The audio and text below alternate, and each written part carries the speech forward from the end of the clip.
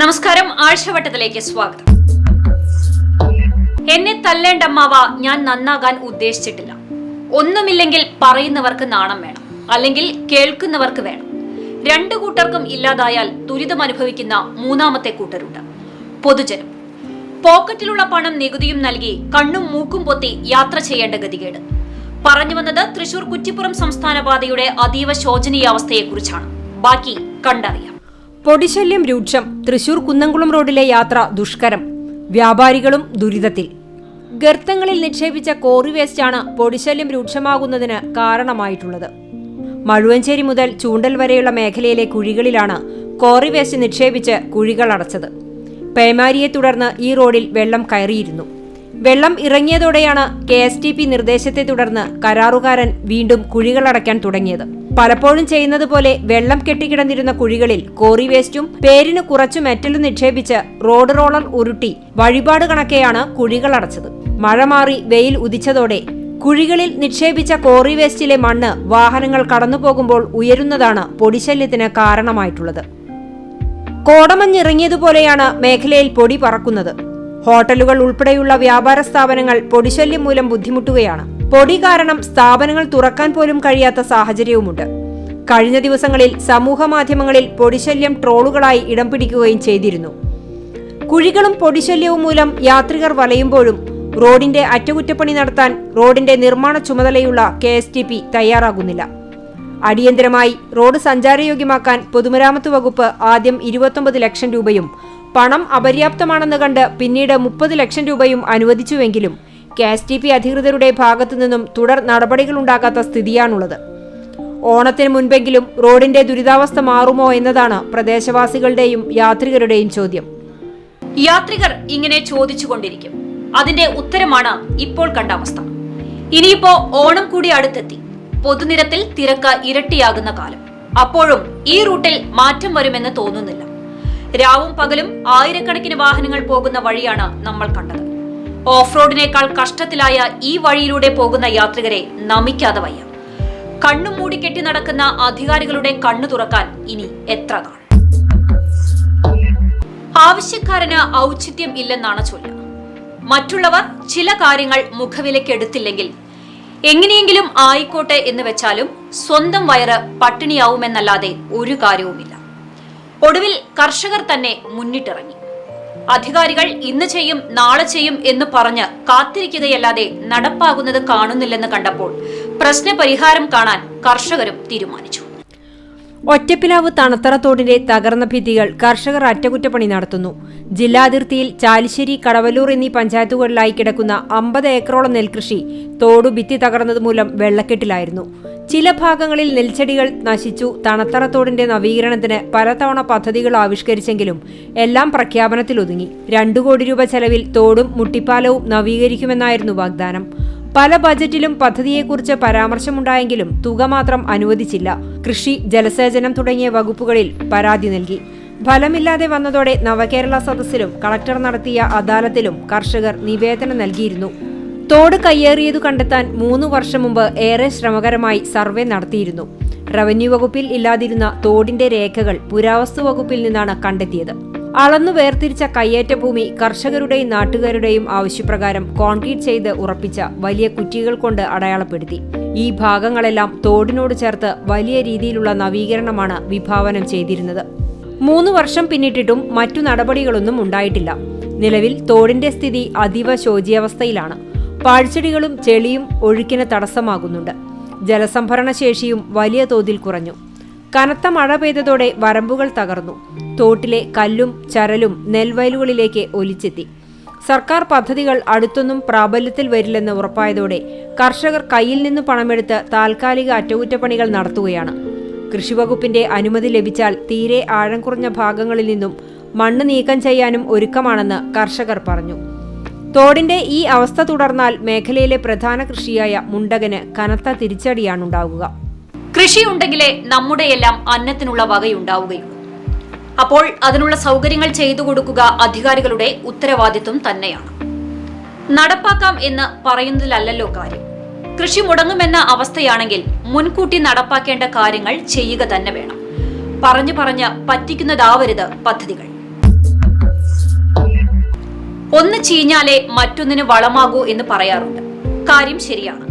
പക്ഷേ അത് പ്രാവർത്തികമാക്കുമ്പോൾ ഉണ്ടാകുന്ന മറ്റുള്ളവരുടെ ബുദ്ധിമുട്ടുകൾ കൂടി പരിഗണിക്കുന്നതാണല്ലോ മര്യാദ. പൊതുജന സൗകര്യം എന്ന് പറയുമ്പോൾ അതിൽ എല്ലാ വിഭാഗം ജനങ്ങളും ഉൾപ്പെടും. എല്ലാവരെയും ഒരുമിച്ച് പ്രതിസന്ധിയിലാക്കാതിരിക്കുന്നതാണ് ബുദ്ധി. എന്നാൽ അതൊന്നും അധികാരികൾ നോക്കുന്നില്ലെന്നാണ് ഒരു കൂട്ടരുടെ പരാതി. വെള്ളക്കെട്ടിനുള്ള പരിഹാര മാർഗമാണ് വിഷയം. മന്ദലാംകുന്ന് NH-66 സർവീസ് റോഡിൽ വെള്ളക്കെട്ട് നിർമ്മാർജ്ജനം ഒഴിവാക്കാൻ മറ്റു മാർഗങ്ങൾ ഉണ്ടായിട്ടും അശാസ്ത്രീയമായ രീതിയിൽ ചക്കോലയിൽ റോഡ് പൊളിക്കുന്നതിനെതിരെ നാട്ടുകാരുടെ പ്രതിഷേധം. പാതിരാത്രിക്ക് അനുമതിയില്ലാതെ സ്വകാര്യ വ്യക്തിയുടെ പറമ്പിലിറക്കിയ പൈപ്പുകൾ നാട്ടുകാർ ഇടപെട്ട് എടുത്തുമാറ്റിച്ചു. NH അധികൃതരുടെ അശാസ്ത്രീയമായ പണിയുടെ ഫലമായാണ് മുൻപുണ്ടായിരുന്ന പ്രളയത്തിനു പോലും വെള്ളക്കെട്ടുണ്ടാകാത്ത AKG റോഡിലും അല്ലമീൻ റോഡ്, ചക്കോലയിൽ റോഡ് എന്നിവിടങ്ങളിലും വെള്ളം കയറിയത്. ഇതുമൂലം AKG റോഡിലെ 30ഓളം വീട്ടുകാർക്കാണ് പുറത്തിറങ്ങാൻ കഴിയാതെ ബുദ്ധിമുട്ട് അനുഭവപ്പെട്ടത്. തെക്ക് ഭാഗം എടയൂർ മുതൽ വടക്ക് പാപ്പാളി എന്നിവിടങ്ങളിൽ നിന്നുള്ള വെള്ളത്തിന് പുറമെ ദേശീയപാതയുടെ പടിഞ്ഞാറു ഭാഗത്തു നിന്നും വെള്ളം ഇങ്ങോട്ടാണ് ഒഴുകിയെത്തുന്നത്. നാട്ടുകാരുടെ പരാതിയെ തുടർന്ന് ദേശീയപാത അധികൃതർ തുടർച്ചയായി വലിയ മോട്ടോർ പമ്പ് ഉപയോഗിച്ച് വറ്റിക്കുകയാണ് ഉണ്ടായത്. വെള്ളക്കെട്ടിന് ശാശ്വത പരിഹാരം കാണാൻ PWD റോഡിലൂടെ കാന കീറി വെള്ളം കനോലി കനാലിലേക്ക് ഒഴുക്കിവിടാൻ സ്ഥലം സന്ദർശിച്ച ഉദ്യോഗസ്ഥർ മുമ്പാകെ നാട്ടുകാർ അവതരിപ്പിക്കുകയും ചെയ്തിരുന്നു.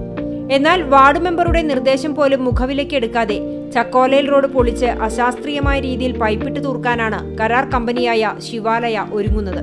ഇത് സംബന്ധമായി നാട്ടുകാരുടെ ആശങ്ക അകറ്റുവാനോ അവരുമായി കൂടിയാലോചന നടത്തുവാനോ കരാർ കമ്പനിക്കാർ തയ്യാറായിട്ടില്ല. ആർക്കും ബുദ്ധിമുട്ടില്ലാത്ത രീതിയിൽ വെള്ളക്കെട്ട് ഒഴിവാക്കാൻ PWD റോഡ് വഴി സംവിധാനം ഉണ്ടായിരിക്കെ നിലവിൽ യാതൊരു ബുദ്ധിമുട്ടുമില്ലാത്ത ചക്കോലയിൽ റോഡ് പൊളിക്കുന്നത് പ്രതിഷേധാർഹമാണെന്നും ഇതിന് ശക്തമായ രീതിയിൽ എതിർക്കുമെന്നും ചക്കോലയിൽ റോഡ് നിവാസികൾ പറഞ്ഞു. പിന്നെ ഇവിടെ ആർക്കും എന്തില്ല, ഒബ്ജക്ഷൻ ഇല്ല. ഇതേ കൊണ്ടുപോകണോണ്ടോ അതേ കൊണ്ടുപോകണില്ല. ഇതിവരെ പറഞ്ഞ് മനസ്സിലാക്കിയിട്ട് അതിൽ നല്ലൊരു തീരുമാനം എടുത്തിട്ട് ചെയ്യണമെന്ന് മാത്രമേ ഉള്ളൂ. അല്ലാണ്ട് ചക്കോലയിൽ റോഡ് അല്ലെ അതിൽ കൂടെ കൊണ്ടുപോകണം, AKG റോട്ടിൽ കൂടെ കൊണ്ടുപോകണം, അല്ലമീൻ റോട്ടിൽ കൂടെ കൊണ്ടുപോകണം, അങ്ങനെ ഒരു താല്പര്യം ഇവിടെ ആർക്കില്ല. അങ്ങനെ ഒരു ആവശ്യം ഇവിടെ ഇല്ല.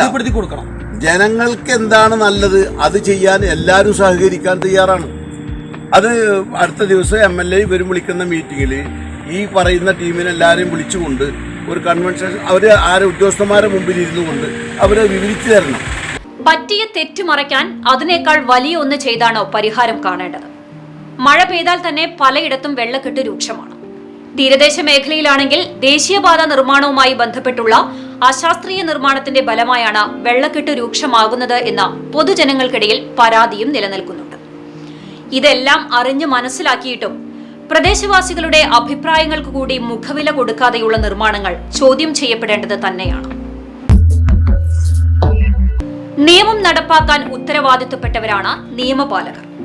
കർക്കശമായി നടപ്പാക്കേണ്ടവ അതേ ഉത്തരവാദിത്വത്തിൽ കൈകാര്യം ചെയ്യുന്നത് ശരിയാണെങ്കിലും ഉത്തരവാദിത്വം എല്ലാ മേഖലകളിലും ഒരുപോലെ കാണിക്കണ്ടേ? പല കാര്യങ്ങളിലും വിട്ടുവീഴ്ച ചെയ്യുന്നവർ ചിലരുടെ കാര്യത്തിൽ മാത്രം ജോലിയുടെ കൂറ് കാണിക്കുന്നതിൽ ശരികേടുണ്ടെന്ന് തോന്നുന്നതിൽ തെറ്റു പറയാനാവില്ല. ഗുരുവായൂർ കോഓപ്പറേറ്റീവ് അർബൻ ബാങ്കിൽ നിന്നും 2019 രാജൻ വായ്പ എടുത്തിരുന്നു. കോവിഡിനെ തുടർന്ന് തിരിച്ചടവ് മുടങ്ങിയതോടെ bank Thrissur chief judicial magistrate കോടതിയെ സമീപിച്ച് ജപ്തി നടപടി ആരംഭിച്ചു. ഇതേ തുടർന്ന് രാജൻ ഹൈക്കോടതിയെ സമീപിച്ച് അനുകൂല വിധി സമ്പാദിച്ചിരുന്നു. ഇതറിയാമായിരുന്നിട്ടും ബാങ്ക് അധികൃതർ 5 പോലീസുകാരുമായി കഴിഞ്ഞ 5-ാം തീയതി രാജന്റെ വീട്ടിലെത്തി ജപ്തിക്ക് ശ്രമിക്കുകയായിരുന്നു. വീട്ടിൽ നിന്നിറങ്ങാനാവശ്യപ്പെട്ട് കുടുംബത്തെ പോലീസുകാർ ഭീഷണിപ്പെടുത്തിയെന്ന് രാജൻ പരാതിയിൽ പറയുന്നു. പോലീസുകാരുടെ ഭീഷണിയെ തുടർന്ന് രാജന്റെ ഭാര്യ കുഴഞ്ഞു വീണു.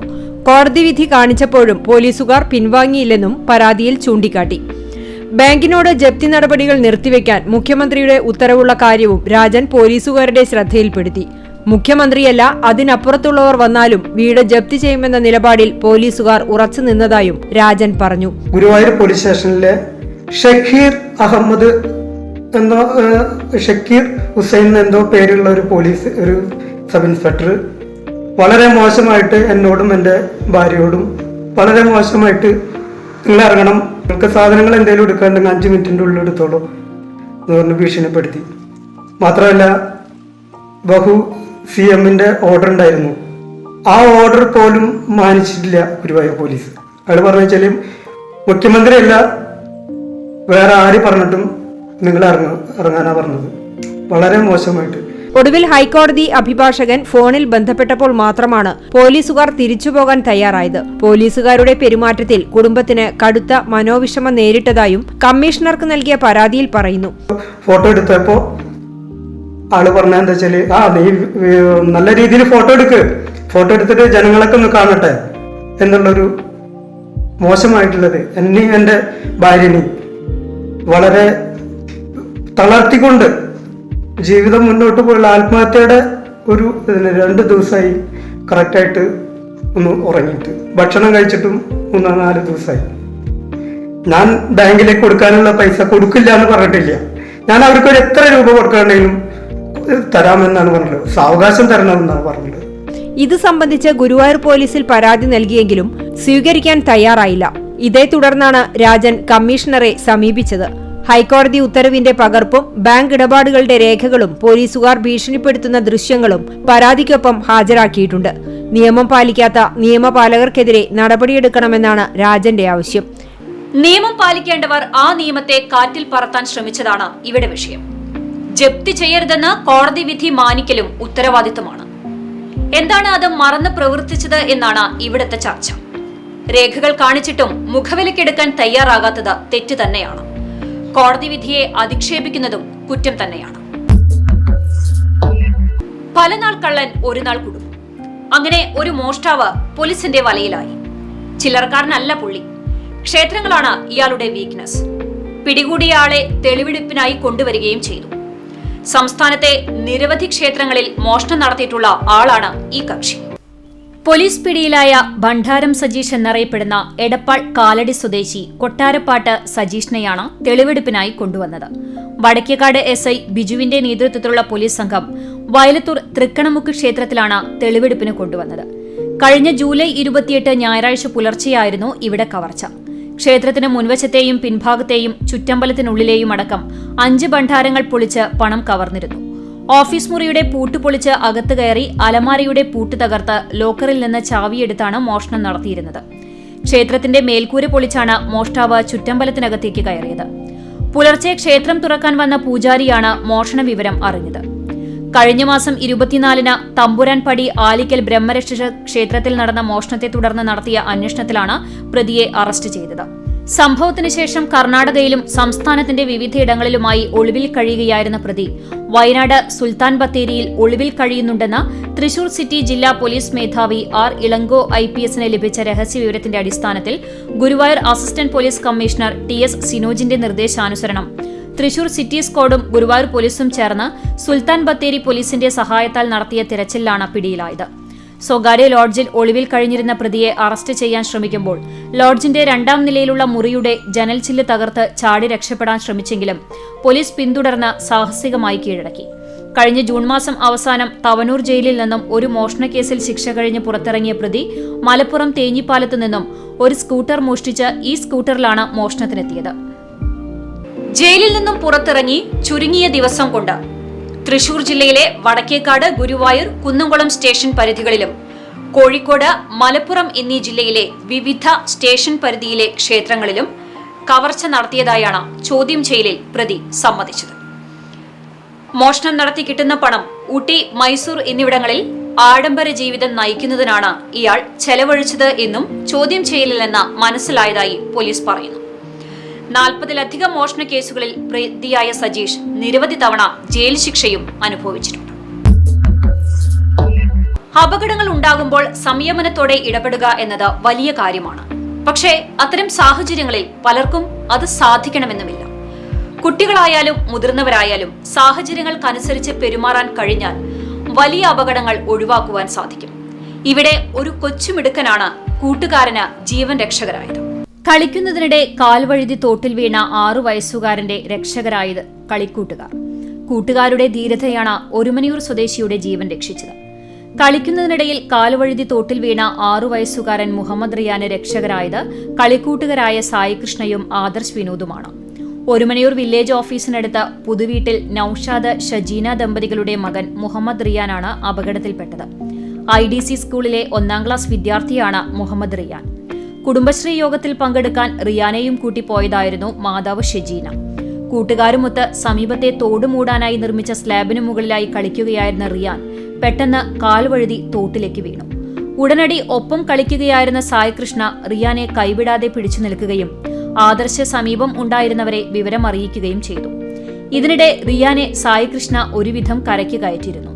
മുല്ലപ്പള്ളി വീട്ടിൽ സ്മനേഷ് രേഷ്മ ദമ്പതികളുടെ മകനാണ് സായി കൃഷ്ണ.